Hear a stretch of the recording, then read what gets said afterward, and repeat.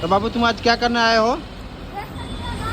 Pizza shop है, pizza shop में pizza खाने आए हैं और 3 पिज्जा ऑर्डर किए हैं। ऑर्डर आ चुका है, देख सकते हैं गाइस।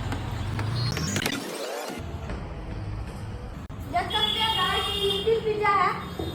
एक छोटा है, उससे भी एक बड़ा है, सबसे बड़ा पिज्जा है।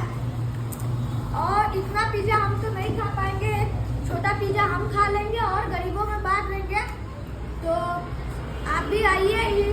बाबू तुम देखने में तो रंगदार लगते हो, पूरा दबंग वाला चश्मा लगाए हो। हम रंगदार हैं, मुजफ्फरपुर जिला के हैं ना। वाह, इतना पिज्जा सारा खा जाएगा पूरा पिज्जा? देखिए, एक छोटा वाला हम खा लेंगे हाँ, और एक एक पीस सब गरीबों को बांट देंगे। वो क्या कहना चाहोगे? देखिए गाइस, आप लोग भी पिज्जा खाने, ये है एड्रेस आपको बता देते हैं।